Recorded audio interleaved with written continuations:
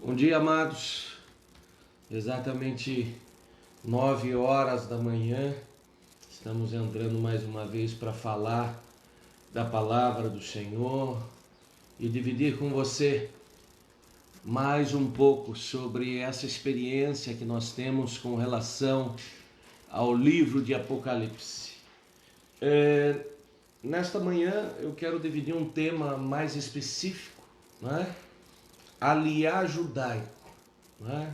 Se você tem ideia, se não tem, vai aprender aqui um pouco sobre o que seria o aliar judaico e qual a relação dele com o Apocalipse, qual a relação dele com o tempo final antes da chegada, então, propriamente dito, da tribulação. Amém? Mas antes eu gostaria de te convidar para orar nesta hora, né? Apresentar a sua vida, apresentar a minha vida diante de Deus, né? E como a gente sempre pede, se possível, divida esse link com alguém, né? Alguém me perguntou, pastor, gostaria de dividir, mas eu não sei. Lá, quando você acessa o Ministério Chama, lá no Facebook, e daí você vai direto na nossa aula, clica na nossa aula, você vai ver que aonde fica o endereço do site, aquele HTTPS, www alguma coisa lá, aquele endereço, depois que você acessou o nosso vídeo, é o endereço que você pode disponibilizar para um link. Ou seja, você pode dar um Ctrl+C lá, e depois mandar para algum amigo com um Ctrl+V e assim por diante. E espero que a aula possa fluir como a gente sempre tem fluído aí e que Deus abençoe. Vamos orar então? Pai, nós queremos colocar diante de Ti este momento, agradecer cada vida que se disponibiliza, Senhor, a entrar nesta aula, a aprender mais sobre Tua Palavra. Que o Teu Espírito fale conosco nesta hora, Senhor. Reconhecemos que só o Teu poderio, só a Tua graça pode realmente trazer diferença em uma aula, em um ensino, ó Pai. Portanto, toma-nos, Senhor. Direciona-nos, Senhor. É o que nós te pedimos, Senhor, em nome de Jesus. Amém? Quero começar, como sempre, e até como nós escrevemos lá, dúvidas e logo na sequência aliar. Eu tenho hoje somente uma colocação que me colocaram e pediram para que eu me manifestasse. E a pergunta que me foi lançada é: o que de fato aconteceu com Jesus entre a sexta-feira de sua morte e o domingo da sua vinda? E logo na sequência dessa resposta, nós já entramos direto no tema aliar. Amados, nós já tratamos um pouco sobre esse tema, né? Só que o que acontece? É um tema realmente desafiador, porque muitas pessoas não compreendem o porquê de Jesus precisar ficar 3 dias, né, ali entre a sexta-feira e o domingo para ressuscitar, porque isso não foi logo de imediato, mas há um porquê. O primeiro porquê que nós dizemos é: lembre-se, Deus deixou a sua assinatura em tudo o que ele fez. E nós já comentamos diversas vezes sobre o número 7, e o quanto ele representa a figura de Deus. Nós já comentamos aqui sobre o número 6 e o quanto ele representa a figura do homem. E nós já comentamos aqui sobre o número 8 e o quanto ele representa a figura de Jesus. E daí você vai falar: mas pastor, qual a relação? Vamos lá. Primeira coisa, quando eu falo em número 3, porque demorou 3 dias, sexta, sábado e domingo, e entenda, não é 3 dias fechados de 24 horas. Para quem já nos acompanha, nós não contamos 3 dias fechados de 24 horas, ok? Até porque Jesus vai ressuscitar logo cedo no domingo, ok? Muito bem. Mas o número 3, você vai se lembrar, Deus Pai, Deus Filho, Deus Espírito Santo, ok? Então, o simbolismo primeiro dessa triunidade, do Deus 3 em 1, ok? Agora perceba, que dia Jesus vai morrer? Na sexta-feira. A sexta-feira, o próprio nome está falando, ó, sexta, porque equivale ao sexto dia da semana. E talvez você me pergunte, mas pastor, espera aí, não é o quinto dia? Porque segunda, terça, quarta, quinta, sexta. Não, errado. No calendário judaico, assim como no próprio Brasil e boa parte dos países dessas nações, nós começamos a contar a semana no domingo. Então hoje é o primeiro dia da semana, domingo. Ora, se domingo é o primeiro dia, segunda é o segundo. Por isso nós no português falamos segunda. Terça é o terceiro. E assim por diante até que sexta, onde Jesus vai ser crucificado, é que dia? O sexto dia. E que dia o homem foi criado? No sexto dia. Então Jesus Cristo, em forma de homem, representado pelo número 6, e daí o nome Jesus, Jesus, né? No grego, ou Yeshua, no judaísmo, Yeshua, na visão hebraica, agora vai deitar à sepultura. O sábado, que é o sétimo dia, o dia do descanso, ele fica com seu corpo descansando. E domingo, que seria o primeiro dia de semana, da outra semana já, equivale ao que, amados? Se nós contássemos em linha reta, ao oitavo dia. Certo?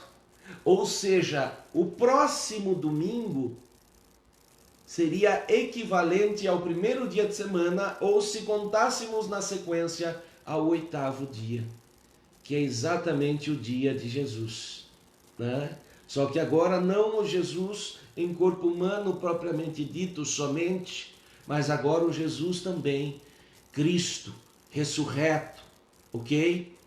Então veja que há um propósito em velá-lo na sexta e levantá-lo no domingo, ok? Muito bem, só que qual é o outro porém que as pessoas confundem? Está lá em 1 Pedro, capítulo 3. Pastor, se está em 1 Pedro, quem escreveu? Pedro, ok? O apóstolo Pedro, ele nos dá muitas dicas. Entre essas dicas, lá no capítulo 3, versículo 18 a 20, ele diz o seguinte: pois também Cristo sofreu pelo pecado uma vez por todas, ou seja, não existe essa conversa de falar, se fosse necessário Jesus morreria mais uma vez. Tem até música que fala assim. Mas, amados, biblicamente, Pedro deixa bem claro que foi necessário uma só vez e que não tem por que morrer 2, 3, 4, 5 vezes. Não, um único homem morrendo uma única vez por toda a humanidade. O justo, quem é o justo? Jesus, né? Yeshua. Pelo injusto, para conduzir-nos a Deus. Ele foi morto no corpo, mas vivificado pelo Espírito. Ou seja, o seu corpo realmente morreu ali, mas passa pela morte ali, só que ele é restaurado, levantado pelo Espírito, no qual também foi e pregou, e aí que é o enclave das pessoas, aos espíritos em prisão, que há muito tempo desobedeceram quando Deus esperava pacientemente nos dias de Noé, enquanto a arca era construída. Nela, apenas algumas pessoas, a saber, 8, foram salvas por meio da água. Agora veja que interessante, ele vai dizer que Jesus, vai tomar algum ato, vai fazer alguma coisa entre a sexta-feira e o domingo. E o que ele vai fazer? Segundo o relato de Pedro, ele vai pregar aos espíritos, e veja aí, espírito com letra minúscula, porque é o espírito do homem em prisão, que há muito tempo desobedeceram. Aí, para vocês entenderem um pouco melhor, é necessário vocês compreenderem um pouco até desta imagem aqui que nós dispomos aqui no vídeo. No Velho Testamento, nós não falávamos necessariamente no paraíso e no Hades, ou como nós intitulamos aqui, né, na língua portuguesa, inferno. O que havia é que no Velho Testamento, quando as pessoas morriam, ou elas iam para o seio de Abraão, conhecido pelo termo seio de Abraão, que era onde os salvos iam naquele tempo, ou elas iam para um lugar de tormento. Está vendo ali? Não sei se vocês conseguem acessar. Em azul, o seio de Abraão e o lugar de tormento. E entre esses dois, um poço de abismo que separava esse local. O que Jesus vai fazer agora? Você vai se lembrar que quando Jesus estava na cruz, ele vai falar para aquele ladrão da cruz que o aceitou: hoje mesmo estarás comigo no paraíso. Opa, então alguma coisa mudou. A partir do momento que Jesus entrega a sua vida na cruz, alguma coisa vai mudar. Ou seja, por que Jesus não disse, foi para o seio de Abraão? Você vai para o seio de Abraão. Não, vai para o paraíso. Porque Jesus, a partir do momento que ele morre na cruz, ele vai descer a esse local, e neste local vai tomar duas posições. Primeiro, todos os salvos que estão ali no seio de Abraão serão resgatados por Jesus, conhecerão agora realmente Jesus e serão levados para o que nós chamamos hoje de paraíso, que também não é a habitação final. Lembra? Nós falamos aqui, enquanto nós tratamos Apocalipse, que nós vamos ter novo céu e nova terra. Ok? Muito bem. Então esses que estavam no seio de Abraão são levados para com ele no paraíso e estão aguardando o que, pastor? O arrebatamento para, junto conosco, fazerem então a ceia, a boda, né, do Cordeiro. Muito bem. E os que estavam no lugar de tormento? Então o seio de Abraão aqui, no meio, o poço do abismo, e aqui o lugar de tormento. Esses tiveram que testemunhar, tiveram que ver, foram testemunhas de um Jesus agora que morreu pelo pecado de todos os homens. É por isso que quando nós lemos o versículo de Pedro, 1 Pedro capítulo 3, de 18 a 20, ele vai lá e diz: e pregou aos espíritos em prisão, que há muito tempo desobedeceram. O propósito de Jesus pregar a todos esses não foi para a salvação em si, né, como alguns até interpretam. Porque quem estava salvo estava no seio de Abraão.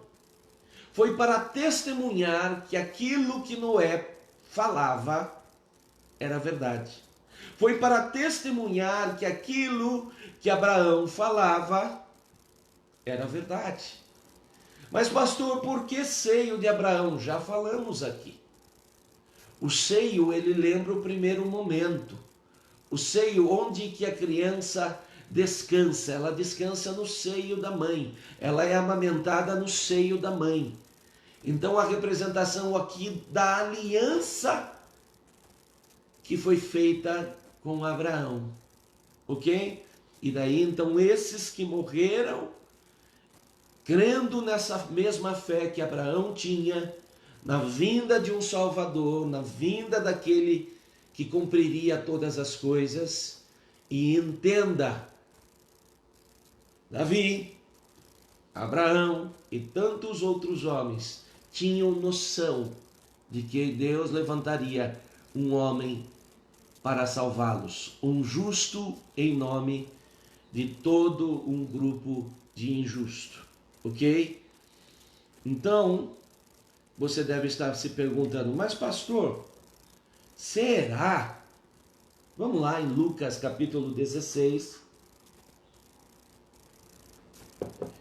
que vai contar uma história, uma parábola, mas entenda que as parábolas de Jesus não eram histórias fictícias, não eram histórias de mentirinha. Jesus ensinava de tal forma a colocar uma história que de fato aconteceu lá atrás, aberto para as pessoas. Olha só, ora havia um homem rico. Jesus não vai expor o nome desse homem rico, até porque você vai tomar conhecimento de que esse homem não vai ser salvo. E vestia-se de púrpura e de linho finíssimo, e vivia todos os dias regalada e esplendidamente. Havia também um certo mendigo. Agora veja o que ele faz. Quando ele identifica a natureza do sujeito, um certo mendigo, ele vai dar inclusive o nome desse sujeito que vai ser salvo. Lázaro, que jazia cheio de chagas à porta daquele. Então, Jesus está contando um fato lá do passado, anterior a ele, e que tinha uma situação, um homem muito rico, com bens, com linhos de púrpura, e entenda que naquela época isso era caríssimo, e um mendigo que simplesmente se deitava ali na calçada, se deitava ali no chão de terra, ou seja, o que for, próximo da casa do sujeito, e que ficava cheio de chagas, porque tinha doenças, não tinha como tratá-las, e ficava ali à míngua. E desejava alimentar-se com as migalhas que caíam da mesa do rico. Então imagina um rico ali, cheio de bens, cheio de estrutura, e Lázaro somente vendo tudo aquilo e desejando um dia, quem sabe, daquele rico dar a ele nem que fosse migalhas, dar a ele nem que fosse os restos, né? E o negócio era tão grave que Jesus diz que os próprios cães vinham lamber as chagas. Então olha a gravidade da enfermidade. É óbvio que se os cães lambiam as chagas, isso possivelmente estava muito comprometido, deu uma grande infecção e o mendigo vai morrer. E foi levado para os anjos, pelos anjos. Agora veja o que Jesus diz, isso é muito importante. Foi levado pelos anjos para onde? Para o seio de Abraão. Veja, não falou que os anjos levaram ele para o paraíso. Os anjos os levaram para o seio de Abraão. Por quê? Porque ele veio anterior à morte de Jesus na cruz. E morreu também o rico, ou seja, numa segunda etapa. A Bíblia não relata quanto tempo depois, mas sabe-se que o rico morreu logo depois. Morre e vai ser sepultado. E daí olha o que diz a expressão na nossa tradução. E no inferno, e entenda inferno aqui como Hades, ergueu os olhos e estando em tormento, viu ao longe Abraão. Veja, fica claro que Abraão a essa altura já tinha morrido também. Então é algo que aconteceu entre Jesus estando na terra e Abraão, que era o patriarca. Tanto é que ele vai, o salvo vai para o seio de Abraão. Vê Abraão e vê Lázaro. Ou seja, a distância não é dada na Bíblia, mas sabe que o seio de Abraão e o lugar de tormentos era a uma certa distância, separada por esse abismo, mas a ponto de permitir que alguém avistasse o outro lado. E daí por que chamaram lugar de tormento? Porque você imagina você vendo o outro lado constantemente e sabendo que você poderia estar lá, mas nunca vai estar. E clamando disse: Pai Abraão, tem misericórdia de mim, e manda Lázaro que molhe na água a ponta do seu dedo e me refresque a língua, porque estou atormentado em chama. Disse, porém, Abraão: Filho. Então veja, consegue-se, não sei em que tom, em que força de voz, haver essa transmissão entre eles. Filho, lembra-te de que recebeste os teus bens. Perceba, Abraão vai chamar ele de filho. Possivelmente este rico é também alguém da casa, da descendência dos hebreus. Porque veja, filho, lembra-te que de recebeste os teus bens em tua vida. E Lázaro somente mal, agora este é consolado e tu atormentado. E além disso, está posto, e aí a própria palavra vai explicar, um grande abismo entre nós e vós. Ou seja, a explicação é completa nesse texto de Lucas. Entende? Que havia o seio de Abraão, que ele chama esse homem agora e diz: olha, você está sendo atormentado, você está num lugar de tormento, né? E entre esse lugar, um grande abismo. E rogo-te, pois, ó Pai, que mande a casa de meu pai, pois tenho 5 irmãos. Olha como essa história tem 100% de verdade. Ele relata, inclusive, o número de irmãos que esse rico tinha. Veja que faz questão de dizer, inclusive, o número de irmãos que esse rico tinha, para que lhes dê testemunho. Então, possivelmente, se ele tinha mais irmãos, deveriam estar falecidos, mas se não, ele foi o primeiro entre 6 irmãos que faleceu.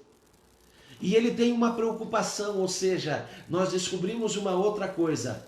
Lá nesses ambientes que nós vamos daqui, nós temos consciência. Mas, veja, ele está no lugar de tormento. Lázaro não estava sendo atormentado pela consciência. Abraão não estava sendo atormentado pela consciência. Assim como no paraíso, nós não vamos estar sendo atormentados pela consciência. Iremos lembrar quem fomos, iremos saber aqueles que estarão conosco, mas não seremos atormentados pela consciência daqueles que ficaram. Mas quem estava lá, no lugar de tormento, era atormentado. E ele dizia: tenho 5 irmãos para que deem testemunho, a fim de que não venham para cá. Ele está preocupado, porque além dele estar em tormento, ele tem medo que a família dele, tendo também riquezas, tendo também dinheiro, vá para aquele local. Disse-lhe Abraão: tem Moisés e os profetas, ouçam-nos. Opa, veja só o que ele vai falar. Tem Moisés e os profetas. Amados, Abraão, nós estamos falando lá pelo capítulo 12 até mais ou menos 17, 18, né? Que é o texto básico da história de Abraão, né? E daí logo no 20 e pouco, 26, nós já vemos um tratamento mais com Isaac. Veja, quando vai falar de Moisés, nós já estamos falando mais para frente. Gênesis tem 50 capítulos, nós já vamos entrar na parte do Êxodo, ok? E está dizendo, ó, lá tem Moisés e os profetas. Que época esse camarada possivelmente tenha vivido? Na época entre Moisés e o tempo dos profetas, que vieram na sequência. E disse-lhe: não, pai Abraão, mas se algum dentre os mortos fosses ter com eles, arrepender-se-iam, Porém, Abraão disse: se não ouvem a Moisés e aos profetas, tampouco acreditarão ainda que algum dos mortos ressuscite. Então veja que interessante. Ele vai falar que Jesus foi pregar aos espíritos em prisão, que não ouviram falar, que não deram atenção desde aquele tempo lá de Noé. Então olha que interessante. Nós descobrimos a maneira como funcionava a estrutura no Velho Testamento. No Novo Testamento, Jesus muda a coisa. Agora, lá com o ladrão da cruz, você vai subir para onde? Para o paraíso. E quem for condenado, agora ele vai para uma coisa que nós chamamos de Hades, ok? Ou seja, nós traduzimos como inferno, mas entenda que esse inferno, e nós já tratamos isso aqui, ele não é o último lugar de tormento. Porque lá em Apocalipse, que é o que nós estamos estudando aqui, diz que lá no final, a besta, o anticristo, a morte e esse Hades vão ser lançados aonde? No lago de fogo e enxofre. E este sim o lugar de tormento final. Assim como o paraíso também não é o lugar de repouso permanente. Ele é temporário, porque quando Jesus então der novo céu e nova terra, para lá iremos, ok? Espero ter esclarecido essa dúvida. Creio que agora ficou bem nítido aos irmãos, né? Então, como eu falei, Jesus vai ter duas funções nessa descida, ou seja, entre a sexta-feira e o domingo, em que ele desce o quê? Em espírito. Pastor, mas ele desce em espírito para falar a esses homens desse local de tormento? Sim, porque você esqueceu que o corpo dele estava lá, repousando? Repousando, pastor, não estava já não estava em decomposição? Não. Eu creio nitidamente que o corpo dele não foi corrompido. Por que você crê nisso, pastor? Porque o livro de Atos diz isso. O nosso corpo é corrompido, o nosso corpo entra em decomposição porque nós somos pecadores. Lembra o que Deus falou lá para Adão? Porque ele ia ter o corpo agora voltando ao pó. Do pó você veio e do pó voltarás. Por causa do pecado dele. A princípio ele foi feito do barro, mas não iria voltar para o barro. Mas quando ele peca, ele agora vai ter que voltar ao pó, ao barro. Por isso, quando nós morremos, dentro do nosso próprio corpo são gerados, digamos assim, bactérias, organismos que decompõem o nosso próprio corpo. Jesus não. Lembra? Jesus é o segundo Adão. Você nunca se perguntou, por exemplo, por que na Bíblia não fala que Jesus era, sei lá, o 1000º Adão? Por que diz que Jesus é o segundo Adão, sendo que antes dele, por exemplo, veio Abel, veio Sete? Não seriam eles o segundo Adão, terceiro Adão, quarto Adão? Pelo seguinte, só 2 homens nessa terra, em algum momento tiveram seu corpo livre de pecado. O primeiro Adão, quando é feito no Éden. E segundo, Jesus. Porque você vai se lembrar, Jesus, apesar de usar o ventre de Maria, ele foi gerado pelo Espírito Santo. E daí cuidado com algumas visões que dizem assim, não, Jesus tinha o DNA de Maria, mas não tinha de José. Não. Jesus foi introjetado, colocado dentro daquele ventre. Por quê, pastor? Porque se ele tivesse o DNA de um daqueles, ele já teria um DNA humano, que é um DNA de pecado. Agora ele foi introjetado como homem, assim como Adão foi criado como homem, de carne e osso, só que sem pecado. Por isso a Bíblia dizer de segundo Adão. Por isso a Bíblia usava a expressão segundo Adão, dizendo, ó, agora um semelhante àquele lá do passado, só que este será perfeito. Este não será corrompido. Este morrerá, não só por aquele primeiro Adão, mas por todos os outros homens. Você nunca se perguntou por que Jesus se apresentava como filho do homem? Porque um justo morreu pelo injusto.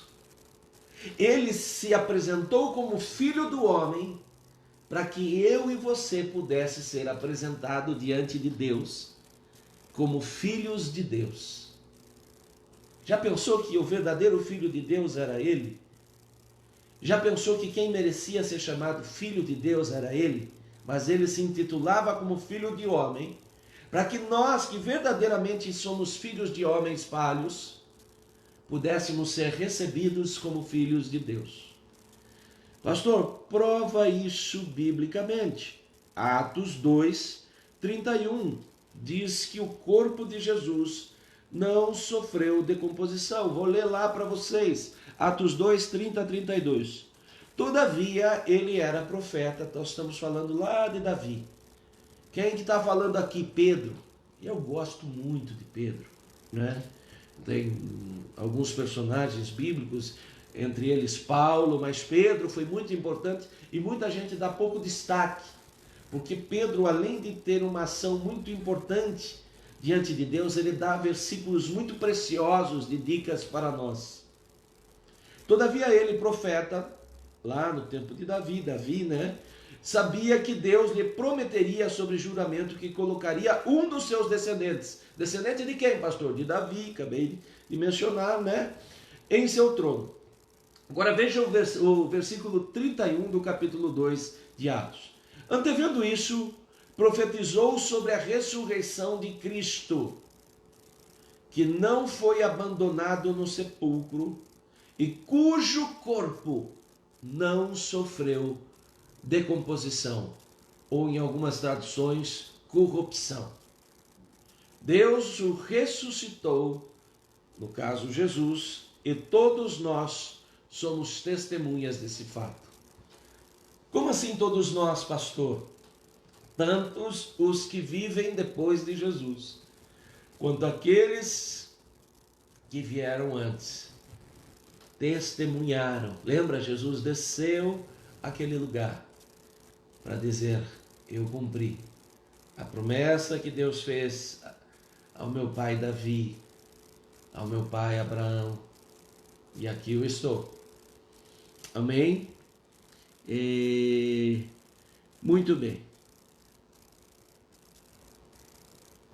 Vamos adiante. Vamos entrar então propriamente agora na aula sobre avivamento. E amados, a gente está sempre aberto, tá? Agradeço a pergunta enviada. Acho que foi uma oportunidade até de ficar muito claro para as pessoas como funcionava realmente isso. Tem total ligação com o Apocalipse. Mas vamos continuar nesse tempo. Pastor, o senhor já falou sobre o tempo próximo da tribulação, né? O tempo dos princípios das dores. O senhor já falou sobre o milênio. O senhor já falou sobre as igrejas. O senhor já falou sobre a boda dos cordeiros. O senhor já falou sobre galardão. Quero falar um pouco para vocês a respeito de um tempo. E por que eu quero falar isso? Porque tem tudo a ver com Apocalipse e porque Deus tem dado não só luz a mim, mas alguns irmãos, até profetas do Senhor, sobre a necessidade de tocar em certos assuntos. Entre esses assuntos, nós já começamos a trabalhar com vocês, junto com a Paula, na quinta-feira, a questão do avivamento. Mas, veja, nós mencionamos aqui também nos domingos que esse avivamento, ele vem com um propósito: preparar um remanescente final para que possa subir diante de Deus. Amados, nós até hoje estamos vivendo um tempo muito difícil, um tempo onde tem muitas lutas, e por mais que nós vamos e pregamos, muitas vezes é difícil você ver alguém transformado, é difícil. Agora, nós vemos milagres, nós vemos bênção, porque o Espírito Santo está aqui. Mas haverá uma porção ainda maior que o Espírito Santo vai derramar. E essa porção vem exatamente nesse tempo a qual a denominamos de avivamento. Pastor, para começar, o que é avivamento? O avivamento nada mais é do que o ato de avivar. Pastor, e aí? Avivar. Você nunca parou para olhar esse termo? Avivar significa o quê? Tornar-se mais vivo. Pastor, quando Jesus morreu na cruz para mim, quando eu vivia em pecado, eu era morto, recebi Jesus como Salvador, e agora eu sou chamado à vida.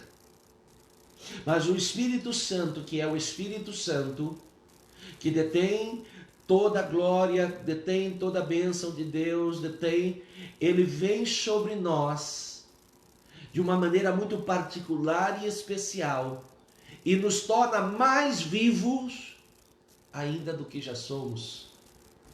Começamos então realmente transmitir a vida que Jesus sempre desejou que transmitíssemos, numa dimensão a qual Ele espera de nós. Sim. Agora, então o avivamento nada mais é do que tornar algo mais vivo, ou vivo propriamente dito, ok? Mas daí, para falarmos um pouco sobre algumas questões, você deve entender que o avivamento, a promessa de Deus desse último avivamento, esse avivamento ele viria muito próximo do período da tribulação. Esse avivamento viria muito próximo do período do arrebatamento da igreja. Por quê? Porque há muito pecado, e a Bíblia nos ensina: onde abundou o pecado, superabundou a graça. Ah, pastor, então é bom que tenha pecado para abundar a graça? Não, é o contrário, é porque tem muito pecado que vai ter que ter uma ação especial, mais do que especial, para ainda salvar pessoas.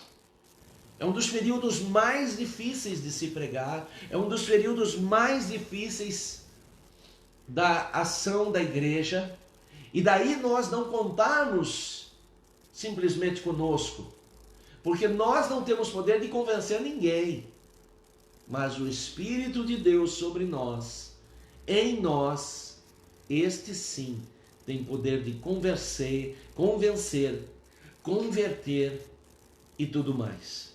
Agora, pastor, quais são os sinais e qual a ligação disto com o Apocalipse?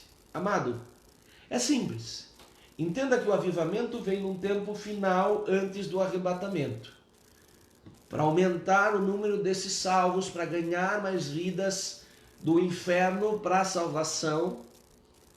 Agora veja, se é num tempo final, basta nós olharmos para os sinais. Entre os sinais, o maior sinal, nós já falamos aqui: Israel, ok? Agora vamos entender um pouco o que Deus fala em alguns textos do Velho Testamento que mostra um dos sinais que aconteceriam com Israel. Isaías 11, versículo 11 e 12 diz: naquele dia, o Senhor estenderá o braço pela segunda vez para reivindicar o remanescente do seu povo. Ou seja, Deus está dizendo que vai haver uma outra oportunidade. Por quê? Porque Israel já foi salvo em outras oportunidades. Israel já foi disperso algumas vezes e voltou de novo.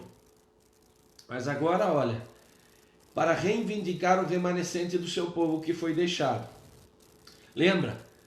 Foi levado para o Egito e do Egito Deus os tirou para a terra prometida, ok? Então agora o que Deus vai fazer? Houve uma diáspora, os israelitas foram espalhados pelo mundo, ou seja, o Egito do mundo, entre aspas, só para vocês estabelecerem uma conexão. E agora esse Egito do mundo, esse mundo a qual eles foram espalhados, Deus vai chamá-los de volta para as suas terras. E olha o que ele diz aqui: para reivindicar o remanescente do seu povo deixado na Síria, no Egito, em Patros. Patros, amados, seria equivalente ao Alto Egito de antigamente, ok? Lá perto da região fértil do Nilo, na Etiópia, no Elão. Entenda que esses termos são termos lá de antigamente, mas são esses países árabes e tudo mais, ok? Em Sinear, em Ramate, nas Ilhas do Mar. Ou seja, em Isaías 11 está dizendo que vai ter um movimento final, que Deus vai resgatar, assim como ele fez lá no Egito. Por isso ele está falando da segunda vez agora, que ele vai resgatar essas pessoas e trazer de volta para reuni-los em Israel. Pastor, como é o nome disso?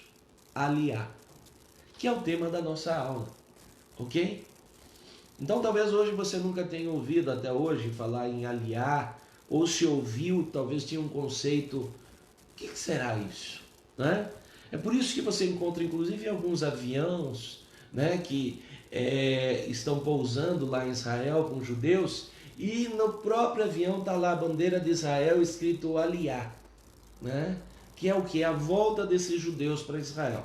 Para vocês terem uma ideia, você vai falar, mas pastor, como é que nós sabemos que estamos perto disso?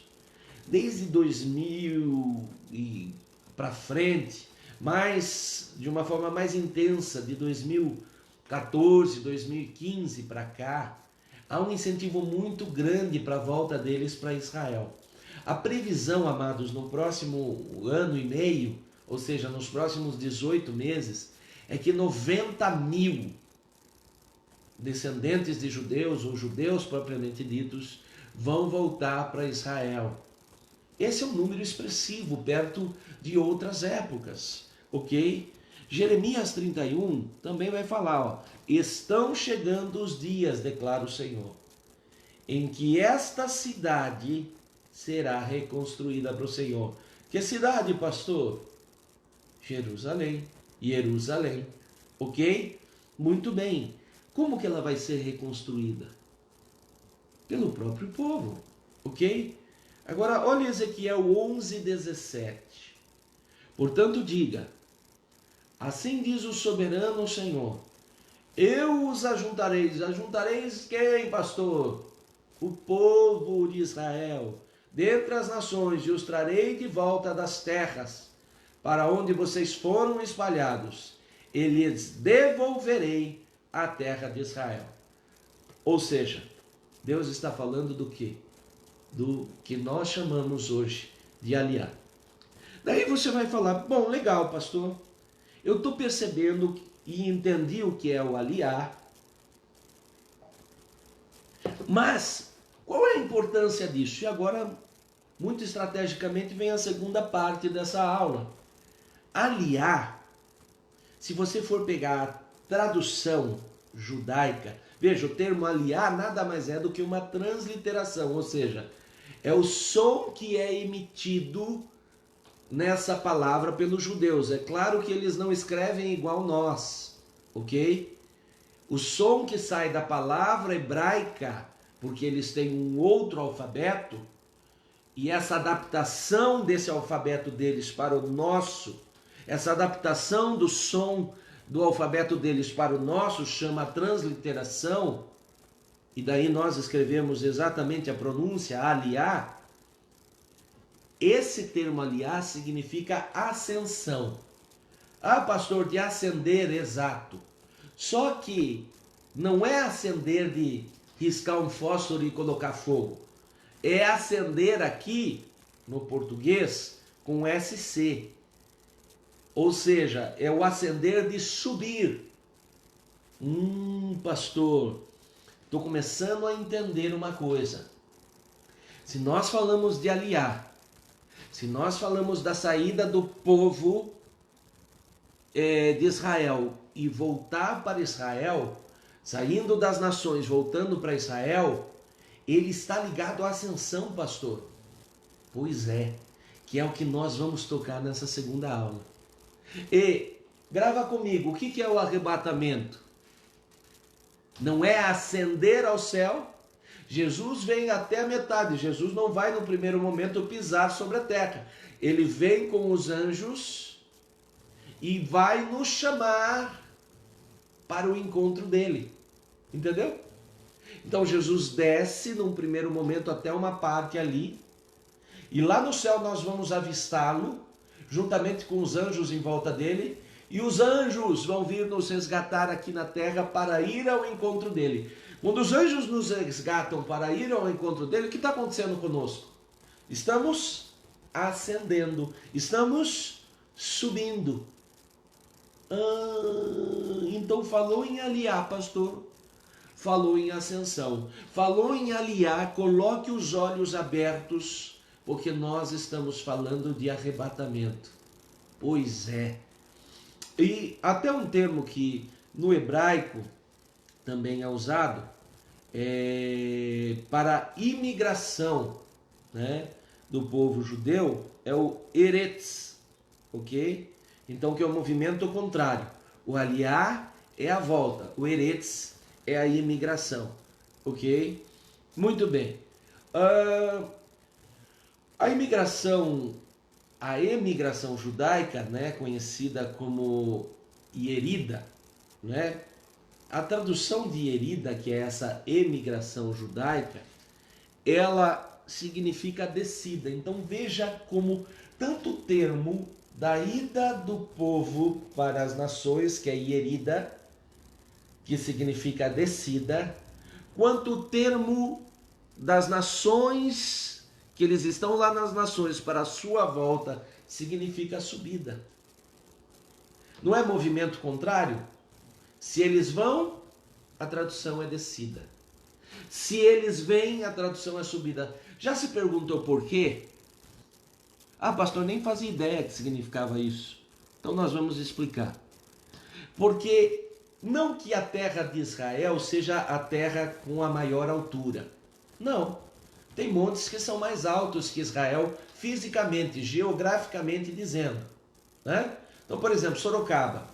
Sorocaba está a uma altura aproximadamente de 600 metros acima do nível do mar. É por isso que você desce para ir lá para o mar. São Paulo, aproximadamente 800 metros. E tem cidades, né? Se você for lá na Bolívia, que tem 2.000 e poucos metros de altitude, tanto que é muito difícil. Quando alguns jogadores vão jogar lá, eles têm que ir uns dias antes para fazer adaptação, porque em local mais alto, o oxigênio é mais difícil de você consegui-lo, é mais difícil. Então tem que fazer uma adaptação do corpo.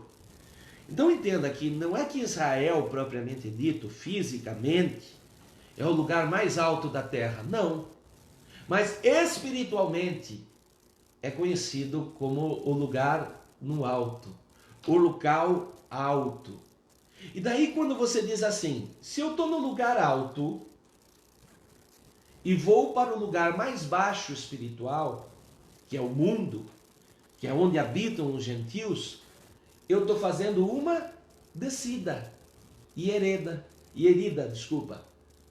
Ou seja, e se for o inverso, pastor, eu estou aqui, por exemplo, nos Estados Unidos, no Brasil, né, que espiritualmente, biblicamente, é mais baixo do que Israel. E vou ir para Israel, voltar para Israel. Eu estou subindo. Se eu estou subindo, qual é a palavra do subir, do ascender? Aliar. Está entendendo?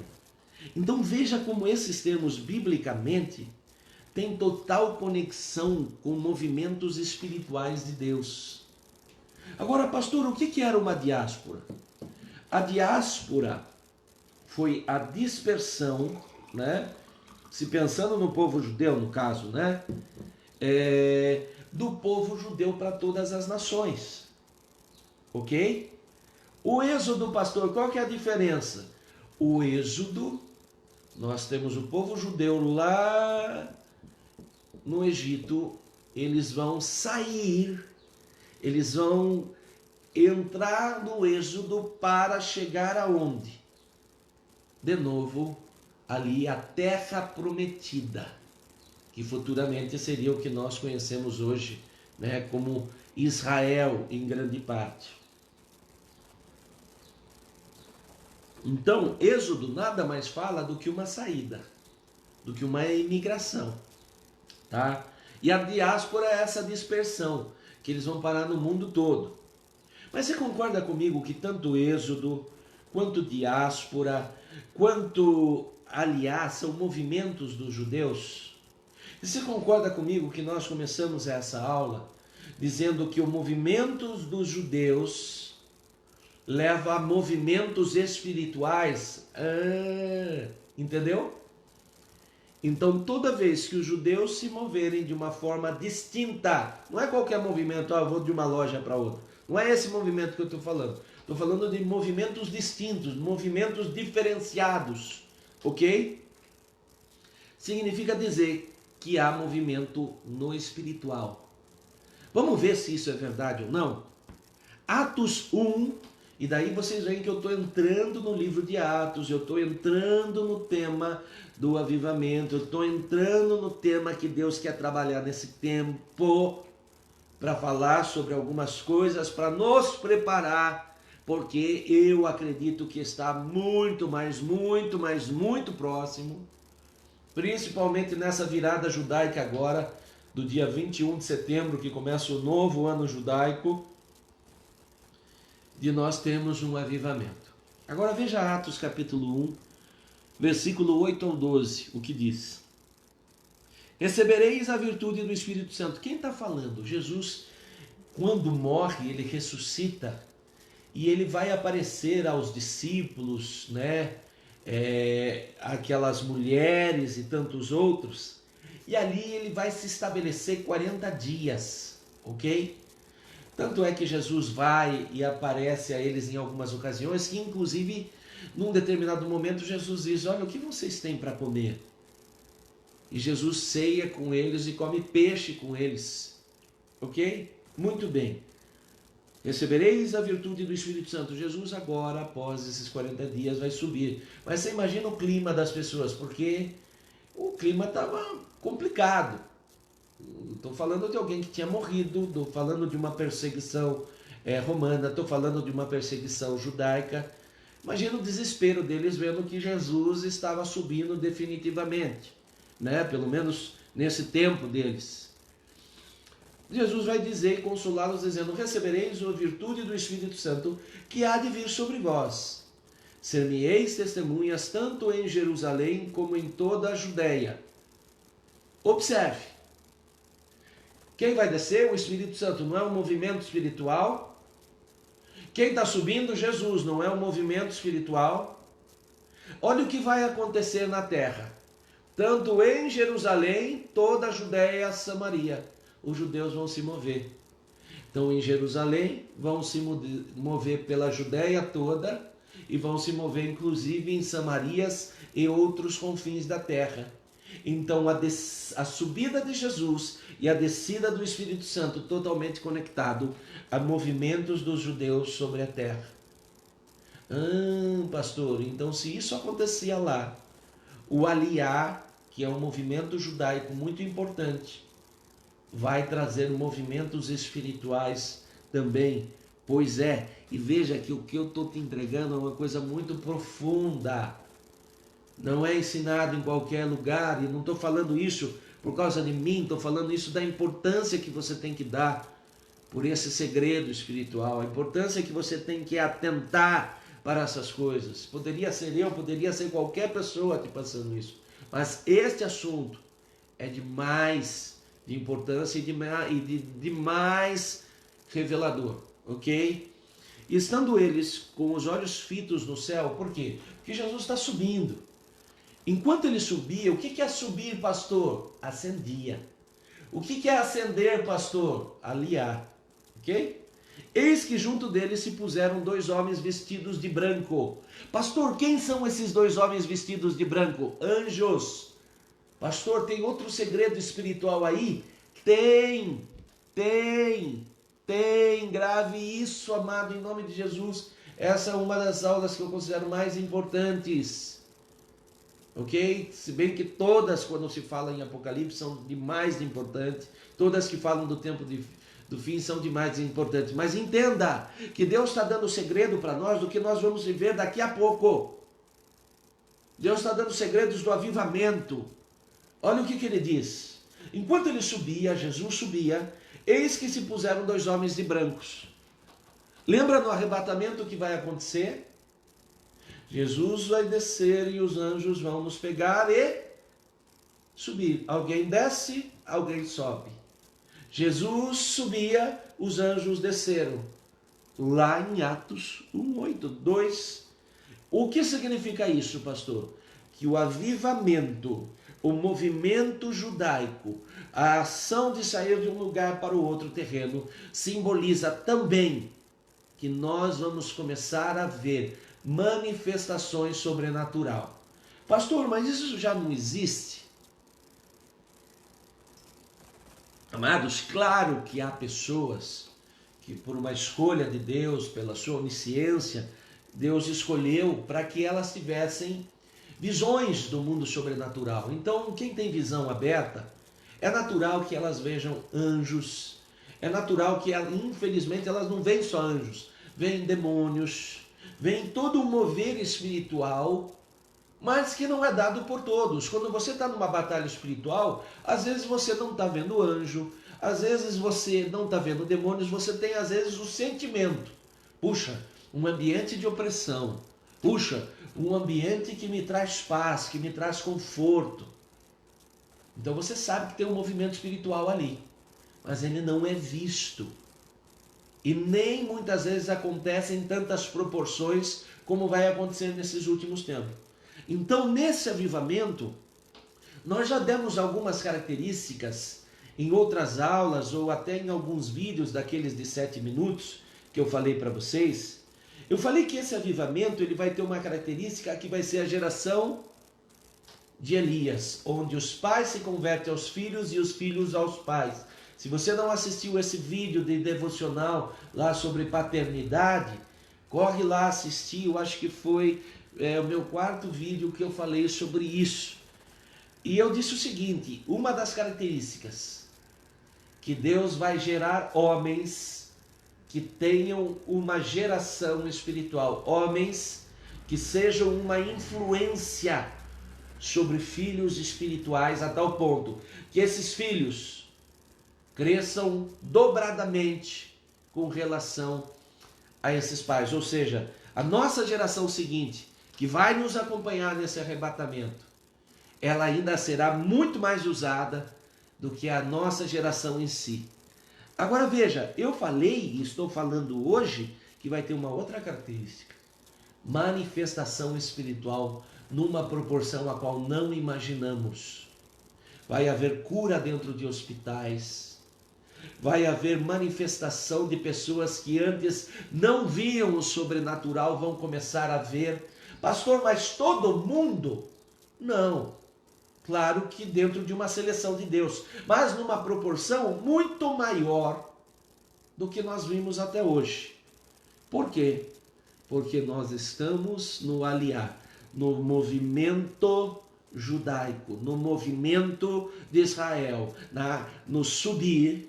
E o subir gera também um movimento espiritual. Está entendendo isso? É muito importante o que eu estou falando. Os quais lhe disseram, homens galileus, por que estáis olhando para o céu? Este Jesus, quem está falando? Os anjos. Este Jesus que dentro de vós sois recebido em cima do céu, há de vir, assim como para o céu o vistes ir. Então eles estão dizendo o seguinte: Jesus está subindo, ascendendo, mas lembra a conversa? Às vezes é hierida, às vezes é aliar, ou seja, às vezes é descida, às vezes é subida, ok? Mas é movimento judaico, é movimento hebreu, ok? Muito bem, então Jesus ascendeu ao céu e o que aconteceu? Eles voltaram, caminharam para Jerusalém. E de Jerusalém foram para as nações. Muito bem, então você percebeu. Agora veja, no capítulo de 1, fala sobre manifestação de anjos, certo? Nós acabamos de ler o capítulo 1 de Atos em alguns versículos propriamente dito. O que fala do capítulo 2 de Atos? Fala do avivamento. Está entendendo que o aliar na sequência traz o avivamento? Está entendendo que o movimento judaico na sequência traz o avivamento? Está entendendo que nós vamos viver um tempo totalmente diferente do que vivemos até agora? Está entendendo que pessoas que nós dissemos, olha, eu já até perdi a conta de quantas vezes tentei pregar de Jesus para ela, e olha, só Deus agora. Muitas dessas pessoas vão se achegar a Jesus. Até aqueles casos que você, teoricamente, olha, será Deus? Deus pode fazer. Mas não desista. Se mantenha firme, porque o que Deus tem falado ao meu coração de muitos profetas é que vai haver um avivamento, mas alguns serão precursores e outros só participantes. Como assim precursor, pastor? Aqueles que vão ser como, por exemplo, Martim Lutero, quando teve um avivamento lá atrás. Ele foi o precursor, ele foi um dos que carregou o avivamento por meio do Espírito Santo. E os outros participaram, mas nem todos carregaram o avivamento. Todos nós, certamente, como crentes, estamos esperando esse avivamento e queremos fazer parte ativamente, ou seja, ser precursor desse avivamento. Mas se não estivermos alinhados com Deus, se não estivermos alinhados no Espírito, esse avivamento passa de nós. Nós podemos até estar no meio da terra que será avivada. Nós podemos até ver muito do avivamento, mas talvez não sendo usado da forma como Deus gostaria, se não nos prepararmos hoje. Então ainda é tempo. Ainda é tempo, mas não deixe para que o dia que você começar a ver certas manifestações, começar a ver certos milagres, você diga, Deus, eu gostaria de ser usado agora. Se prepare desde já. Eclesiastes 1, 9 e 10. Grave isso, é muito importante. O que foi, isso é o que há de ser. O que Eclesiastes 1, versículo 9 e 10 está dizendo? Que o mundo, a história, ela é como um ciclo. E eu já ensinei isso, mas volto a dizer. É por isso que nós estudamos história. Porque as histórias se repetem.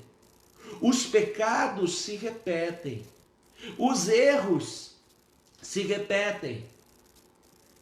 E aquilo que muitas vezes dá certo também se repete. Ou seja, se você ora, se você busca, se você se intensifica em Deus, possivelmente você vai ser um dos precursores. Deus é o mesmo ontem, hoje e para todo sempre. Se você só assiste, se você só deixa na mão de outros, ele que ore, ele que faça, ele que pregue, ele que jejue, e eu estou aqui descansando no Senhor, talvez nós vamos ser surpreendidos, vendo pessoas sendo usadas, mas a nossa alegria como pastor, a nossa alegria como homem de Deus, é que não só nós, ou fulano tal, ou Beltrano, possa ser usado, é que você seja usado. Mas atente, Eclesiastes 1, 9 e 10, o que foi, isso há de ser, ou seja, vai voltar, é um ciclo. O que se fez, isso se fará. Teve avivamento lá atrás, vai ter agora. De modo que nada que há de novo debaixo do céu. Não tem nada de novo. É ciclos. São ciclos. Alguma coisa de que se possa dizer, vê isto, é novo. Então, o livro de Eclesiastes ele vai fazer essa pergunta: será que tem alguma coisa que a gente possa dizer que é novo? E a gente já sabe a resposta: não há, porque ele mesmo deu a resposta anteriormente. Já foi nos séculos passados que foram antes de nós. O que ele está dizendo? Que nos séculos passados, se nós estudarmos a história, se nós estudarmos a relação, nós vamos entender que as coisas se repetem. E daí a gente não entender porque tem pessoas que dizem assim: ah, mas pastor, vai falar de história? Ah, mas pastor, vai falar sobre o que aconteceu lá no passado da igreja? Amados, extremamente importante. Porque falar de história, falar de Bíblia, é falar sim de um passado, mas é falar também de um presente e de um futuro. Ok? Vamos lá. Veja, e quero só citar mais alguns textos para você, para comprovar isso que nós estamos falando.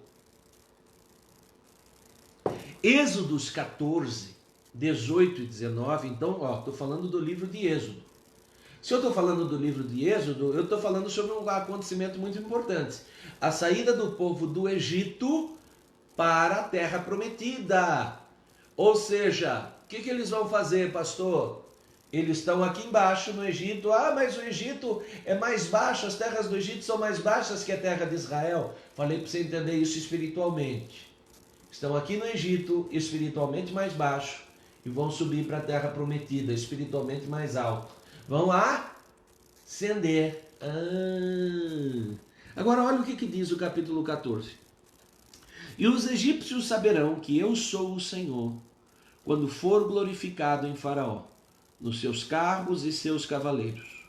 E o anjo de Deus, que ia diante do exército de Israel. O que eu falei? Movimento de Israel, movimento terreno de Israel. E estou falando aqui novamente, não de qualquer movimento, movimentos importantes. Significa manifestação espiritual. O que aconteceu? Israel está saindo do Egito. O que vai acontecer? O anjo de Deus vai adiante deles, vai à frente deles. Manifestação espiritual. Está entendendo como a história se repete e como nós hoje como igreja somos também parte, somos conectos a essa árvore. E se Israel se move, há movimento espiritual. E se hoje a noiva, a igreja do Senhor se move, há movimento espiritual. E daí eu falei para você entender isso.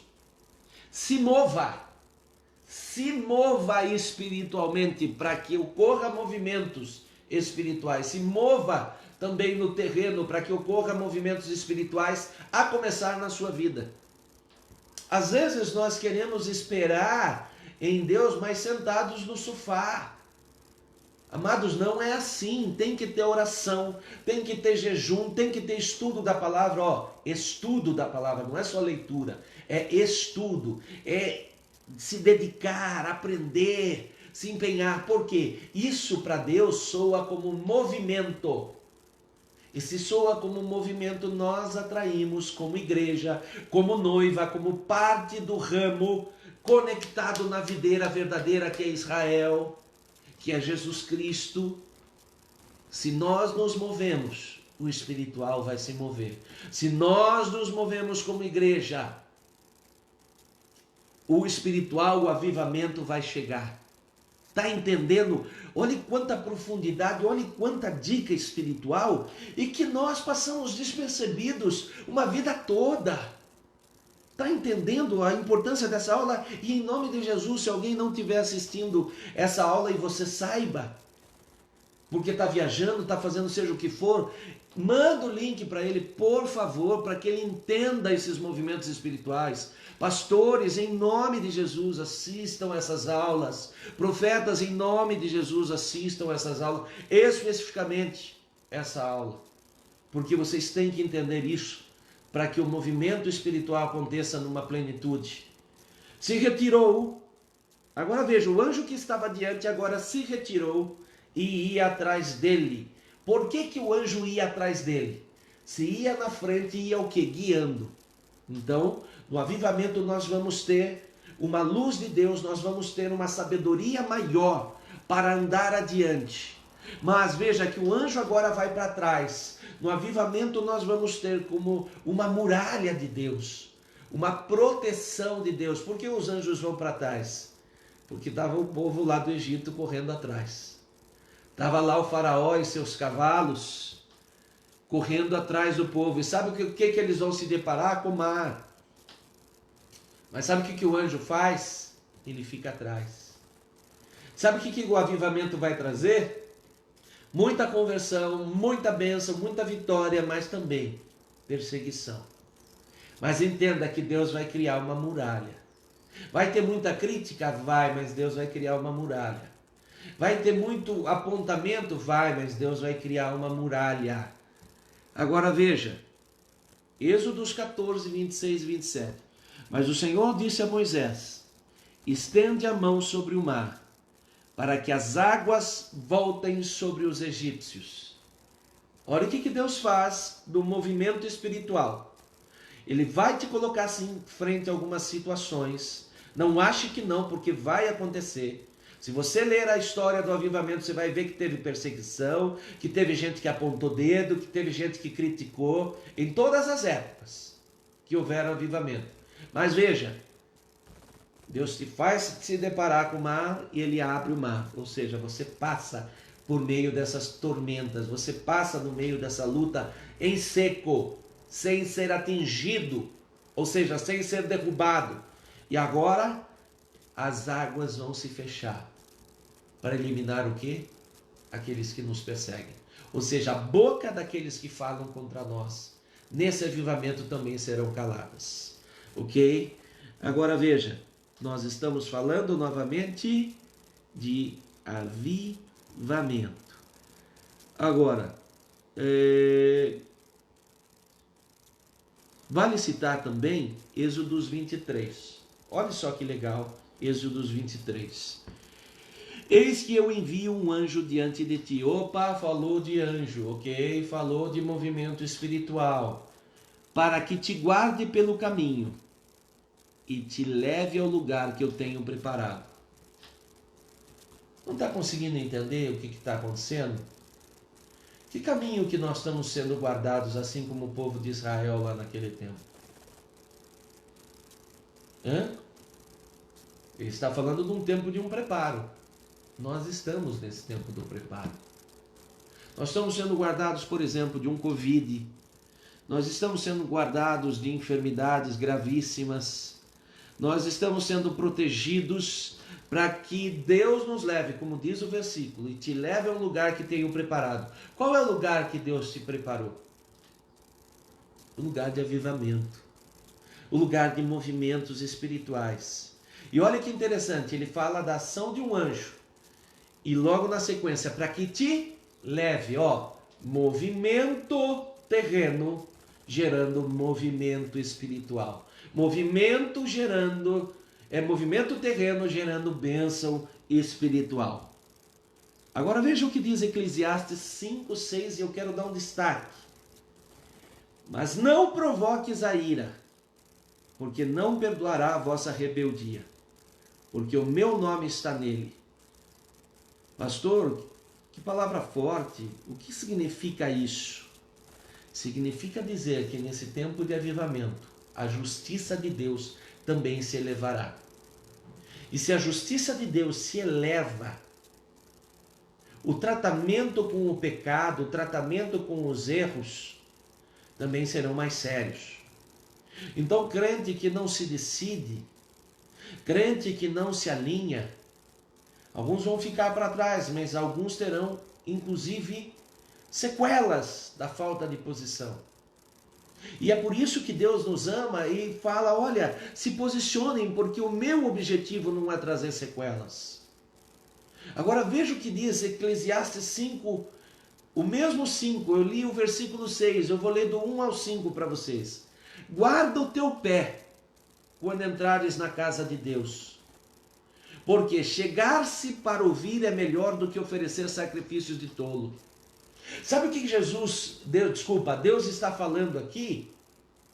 Que vai vir um tempo de avivamento, sim.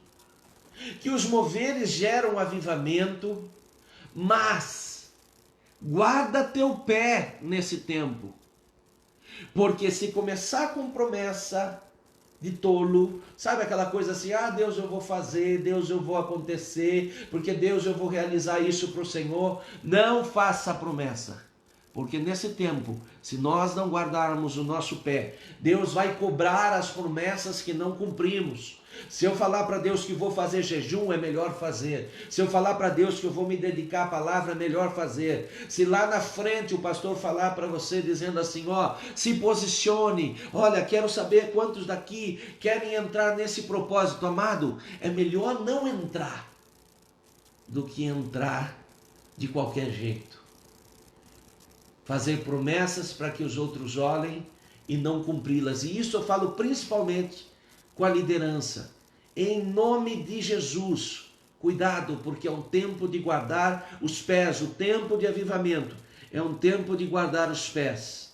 Não te precipites com tua boca, nem com teu coração. Cuidado que agora Deus vai cobrar numa outra dimensão o que dizemos com nossa boca, o que refletimos dentro do nosso coração.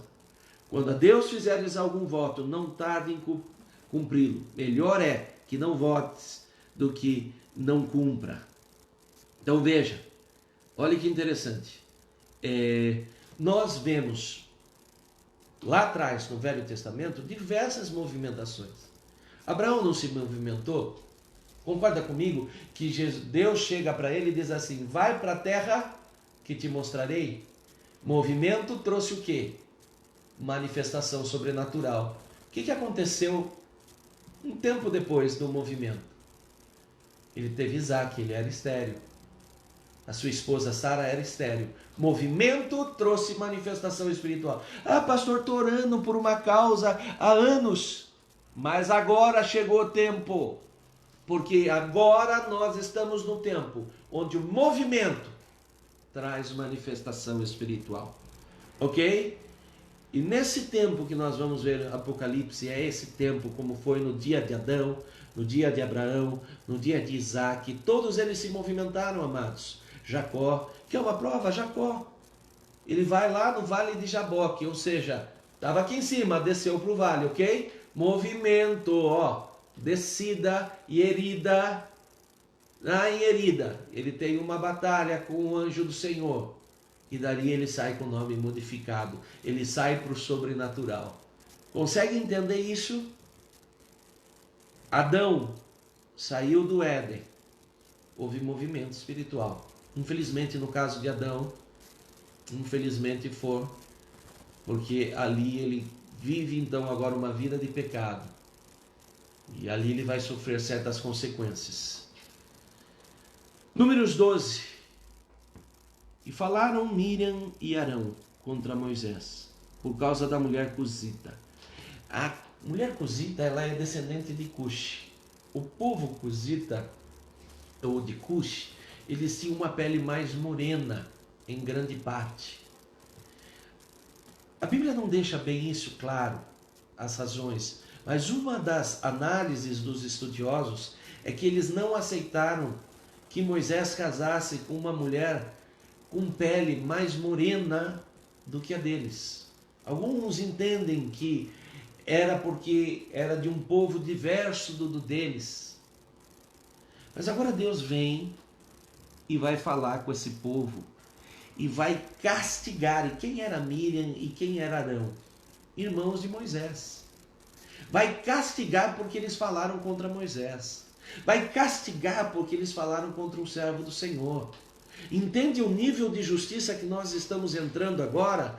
Quando eles reclamaram do maná em Números 14, houve castigo. Quando eles reclamaram do povo gigante que eles encontraram lá na terra, houve castigo.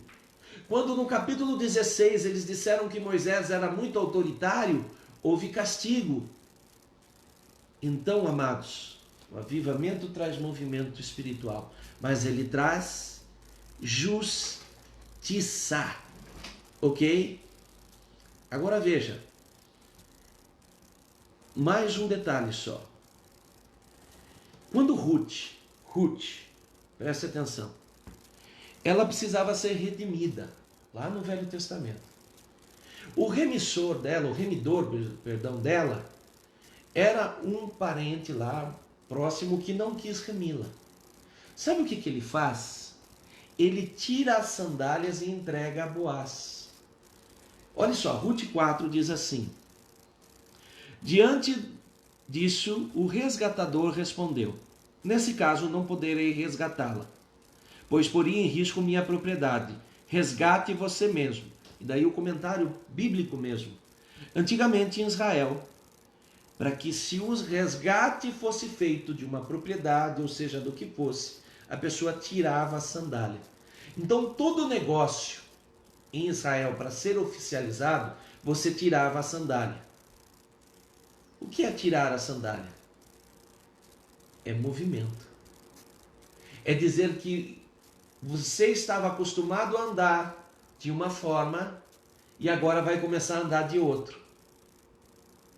Não sei se você percebeu nos cultos que, ainda que eles não tivessem explicado isso, ou talvez alguns deles não soubessem isso, alguns profetas, mas eles falaram sobre o tempo de tirar as sandálias e sobre o tempo de Naamã.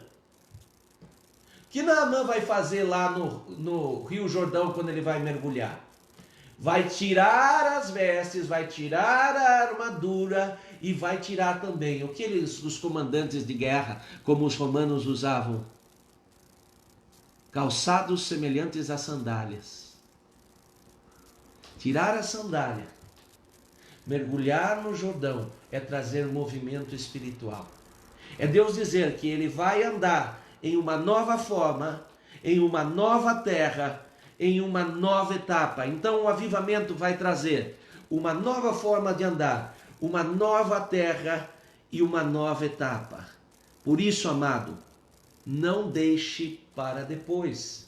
E entenda que quando alguns líderes, como na quinta-feira Paula, como alguns profetas lá na igreja, profetizaram sobre Naamã, Ruth, não são textos espaços simplesmente lançados ao léu. Tem um simbolismo.